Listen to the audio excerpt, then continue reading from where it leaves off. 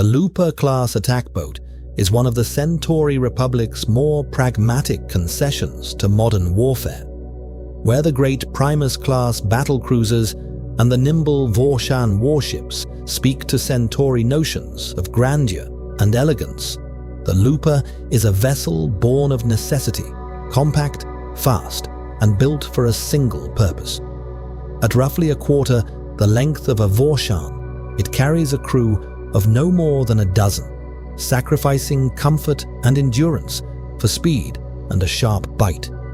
Its hull follows the Centauri aesthetic of sweeping lines and forward-raked angles, stripped of the ornamental flourishes found on larger vessels.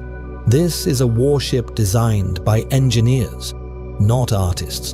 The class takes its name from an ancient Centauri mythological figure, a predatory spirit said to hunt in darkness and strike without warning. Armed with light energy weapons and unguided ballistic charges, the Lupa is not built to slug it out with capital ships. It excels instead at harassment, screening, and the kind of swift, slashing engagements that keep larger vessels off balance.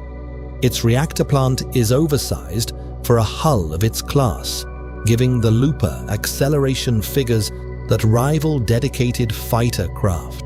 Though it lacks the atmospheric capability of the Sentry-class fighters it often operates alongside. The Lupa entered service in the mid-23rd century, filling a gap in Centauri doctrine long papered over by sheer firepower.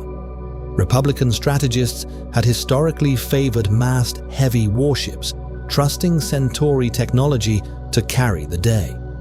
As the Republic's borders expanded and patrol obligations multiplied, deploying Vorshan-class vessels on every backwater picket became prohibitive. The Lupa was the answer, inexpensive, fast to produce, and deployable wherever a show of force was needed without committing a significant asset. The Lupa found its most natural role in wolf packs of 3 to 6 vessels, a formation that became doctrine for the Republican Navy's light attack squadrons. A single Lupa was a nuisance. A half dozen in concert could threaten ships many times their size.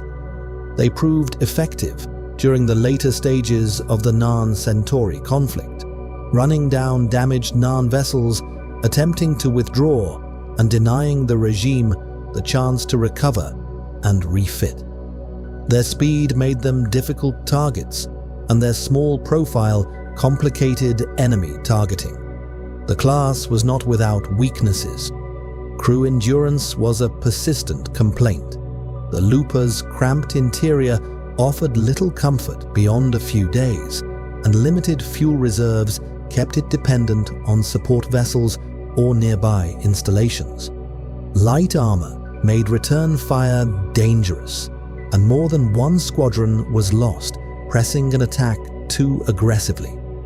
The ships were also maintenance intensive, a consequence of the oversized drive plant packed into a small frame. Despite its limitations, the Lupa remained a fixture of Centauri patrol and light combat well into the Republic's later decades. As the Republic contracted under political upheaval and the aftermath of the Drach occupation, the Lupa's low cost kept it in production when larger classes could not be sustained. For the crews who served aboard them, the boats inspired a fierce loyalty, the camaraderie of people who had learned to trust one another completely in a hull with no room for anything less. Over its service life, the Lupa was produced in 4 variants, each tailored to a specific need. Matter Cannon Variant, 2016 to present. Optimized for small ship interception and perimeter patrol, this became the most widely produced modern Lupa. Its heavier forward armament gave it enough punch to deter light raiders and enforce border exclusion zones without the expense of a larger warship. Particle Variant, 2024 to present.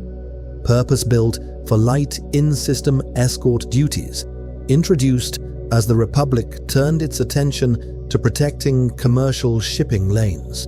Its heavier energy weapon deterred the mid-sized raider vessels that increasingly preyed on Centauri merchant traffic.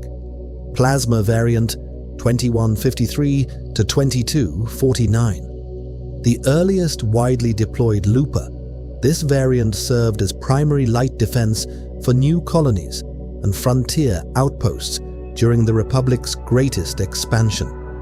Retired when the particle variant came online, many were transferred to colonial militias and planetary defense forces, where some soldiered on long after official retirement.